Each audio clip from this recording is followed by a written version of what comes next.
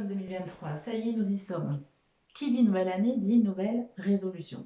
Et dans nouvelle résolution, j'entends changement. Et le changement nous oblige donc à sortir de notre zone de confort. La nouvelle année nous incite à vouloir devenir une personne différente de l'année précédente, une meilleure version de nous-mêmes. On dit cette année, ça va être l'année du changement, l'année de la transformation, ça va être mon année. Je vais tout mettre en œuvre pour y arriver, je vais être différente cette année. Je vais être une personne peut-être plus audacieuse, plus ambitieuse, plus courageuse, plus tout simplement. Et pourtant, malgré cette motivation, cet entrain que nous avons dès le premier de l'an, au bout d'une semaine, notre motivation semble s'envoler et nos résolutions avec. Pourquoi, selon vous?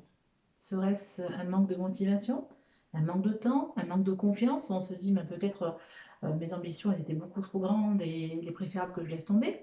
Selon vous, c'est quoi? C'est la motivation, le temps, le manque de confiance? Mais moi, j'ai envie de dire qu'il n'y a rien de tout ça. Mais ça, je vais l'expliquer au cours de ma vidéo. En fait, la réalité qui font qu'on va abandonner en cours de route, c'est que, en fait, on répète le même scénario d'année en année. C'est-à-dire, chaque nouvelle année, forcément, amène des nouvelles résolutions. On les abandonne en cours de route. La nouvelle année arrive, et forcément, on a d'autres résolutions qui viennent se cumuler. Donc, du coup, la liste, elle s'agrandit, elle devient juste énorme. Et on s'écroule, en fait, devant la tâche.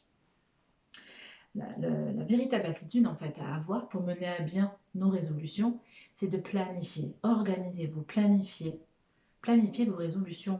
Contrairement à ce que l'on pense, 12 mois, c'est quand même long. Donc on peut étaler nos résolutions qui, à part vous, vous oblige à devoir atteindre toutes vos résolutions dès le mois de janvier. On a 12 mois pour les réaliser. Bien sûr, il faut mettre des choses en place, des actions, j'ai envie de dire. Quand vous travaillez, vous avez un emploi du temps que vous suivez scrupuleusement, où vous savez ce que vous allez devoir faire de telle heure à telle heure, et quel objectif atteindre, à la semaine ou au mois, qu'importe. Et pourtant, vous les menez à bien toutes ces missions, vous atteignez vos objectifs. Pourquoi? Parce qu'on vous a imposé un planning, un emploi du temps. Vous savez exactement où vous allez. On vous donne la direction. Pour vos résolutions, c'est pareil. Vous seul devez donner la bonne direction à suivre. Donc moi, ce que je vous invite à faire, c'est justement de mettre en place un plan d'action avec vos résolutions, mais en les hiérarchisant, en les compartimentant, si vous préférez. Par exemple, si votre résolution numéro 1, c'est de perdre du poids, mettons 10 kilos, et votre résolution numéro 6, c'est apprendre une langue, justement, qu'est-ce que vous devez faire en premier? Vous occupez de la résolution numéro 6 ou de la numéro 1?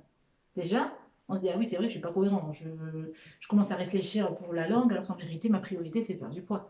Donc, focalisez-vous sur votre première résolution. Menez à bien votre première résolution, allez au bout, et après, vous allez entamer la deuxième, et ainsi de suite. Vous verrez, au bout des 12 mois, vous aurez atteint toutes vos bonnes résolutions, au moins plus de la moitié. C'est vraiment ce que je vous invite à faire. Donc, prenons l'exemple de la résolution numéro 1, par exemple, qui est perdre 10 kg. Vous allez vous imposer un planning, vous aussi. On va dire un planning, un programme. Un planning, un programme. Le programme bien-être. Voilà, vous allez l'appeler le programme bien-être. Vous allez répartir peut-être vos menus de la semaine et vos séances de sport. Et surtout, ça c'est important, l'objectif de perte de poids à atteindre à la semaine. Admettons, vous imposez, vous dites, je vais essayer de perdre entre 800 grammes à 1 kg. Admettons 1 kg par semaine. Donc vous allez respecter justement ce fameux programme bien-être avec vos repas équilibrés, votre sport, etc. Et vous l'atteignez. Ah, c'est bon, la semaine est terminée, j'ai perdu mon kilo. La seconde semaine, pareil. Je recommence, etc. Pendant 10 semaines.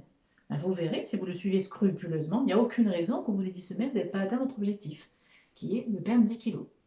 Une fois que vous avez perdu vos 10 kilos, donc vous avez atteint votre résolution numéro 1, on est d'accord.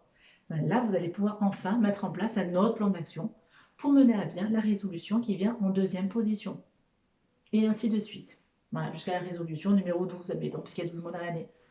Voyez-vous? Voilà, donc c'est important de hiérarchiser, de planifier. C'est important de s'organiser. Très souvent, on a plein de choses en tête, plein d'idées, mais on note rien. Ça reste que des paroles, on lance des paroles en l'air en fait. On dit qu'on a des bonnes résolutions, on les balance comme ça en l'air, mais on ne fait rien. C'est les actions qui vont faire que vous allez pouvoir mener à bien vos bonnes résolutions.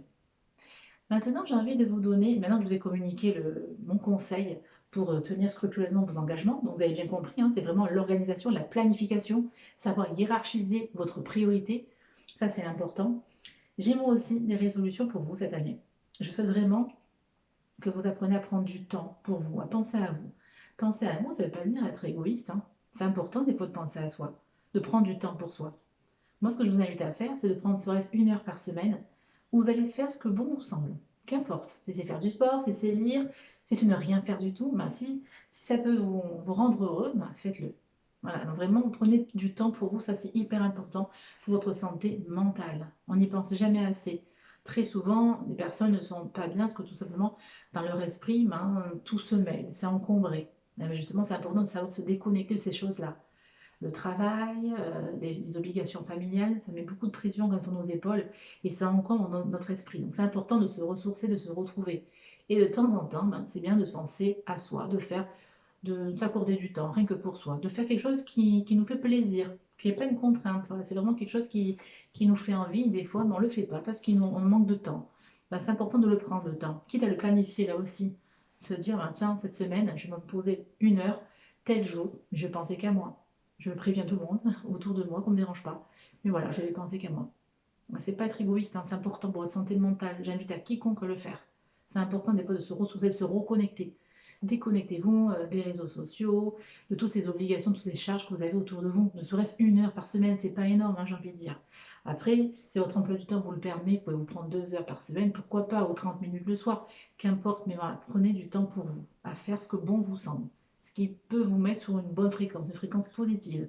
Justement, ça vous aide à cultiver la positivité dans votre vie. Plus on fait des choses qu'on aime faire dans la vie, ben plus forcément on a un rendu aussi derrière, j'ai envie de dire. On se sent plus heureux. Et si on se sent plus heureux, ben on attire de meilleures choses, de meilleurs événements, de meilleures rencontres, et ainsi de suite.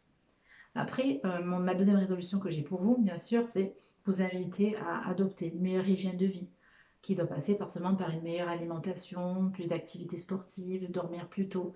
Ça, c'est important. Ça aussi, ça fait partie d'une bonne hygiène de vie, et ça fait partie de mes résolutions que j'ai pour vous.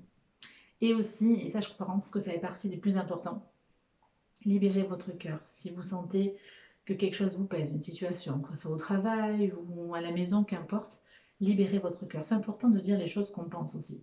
Après, il y a l'art et la manière, bien évidemment, de dire les choses, de faire comprendre les choses aux gens, mais si ça vous pèse, ça vous met vraiment dans une position vraiment inconfortable, malaisant ou angoissant, c'est important de se libérer. Vous ne pouvez pas garder tout ça en vous. À un moment donné, ça va finir par exploser. Et on sait comment ça va se traduire. Par une dépression, un abandon, etc. Et c'est pas du tout ce que je souhaite pour vous, au contraire. Donc vraiment, si vous sentez qu'une situation vous pèse, que ce soit au travail, à la maison, qu'importe, que vous sentez que vous avez ce besoin-là de libérer votre cœur, faites-le. Après, bien évidemment, utilisez l'art et la manière de le faire, mais faites-le. Mettez des mots sur ce que vous ressentez, ça c'est important. Dites-vous que d'autres personnes ne se gênent pas quand on vous offense, ils ne vont pas se gêner. Il y a des personnes qui ne vont pas se gêner aussi à ne pas mettre ni l'art et la manière de dire les choses. Ils vont le faire parce que voilà, ils ont décidé, c'est comme ça. Bah, vous faites la même chose. Après, bien sûr, avec vos propres mots, ça c'est important. Mais libérez-vous, libérez votre cœur, libérez votre conscience, ça c'est hyper important. Donc voilà, donc mes bonnes résolutions que j'ai pour vous cette année, et j'espère que vous allez vous y tenir, c'est cultiver la positivité, apprendre à être plus reconnaissant des choses que vous avez déjà dans la vie. Ça, c'est important, adopter une meilleure hygiène de vie qui va se traduire forcément par plus d'activités sportives, une meilleure alimentation, beaucoup plus saine, se coucher plus tôt aussi, hein, avoir une bonne qualité de sommeil, ça c'est hyper important, et surtout apprendre à relativiser hein, les choses, les événements qu'on peut avoir dans la vie, etc. Libérer votre cœur. Si le cœur vous dicte, vous dit ben, il faut se libérer, ben, faites-le. Voilà. Mais pour revenir à la bonne résolution hein, aussi, pour les respecter, n'oubliez pas de bien planifier, de bien vous organiser, c'est hyper important. Vous verrez, hein, vous mènerez à bien vos bonnes résolutions si vraiment vous planifiez tout.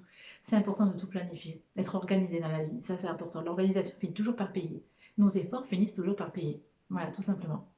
Mais écoutez, je vous souhaite vraiment tous mes voeux pour cette année, pour vous, pour vos proches. Prenez bien soin de vous. Si vous avez aimé cette vidéo, je vous invite à lever les pouces, à partager cette vidéo à votre entourage, aux personnes que vous pensez à qui ça pourrait faire du bien. Et n'hésitez pas à vous abonner à ma chaîne également. Et je vous dis à très très bientôt.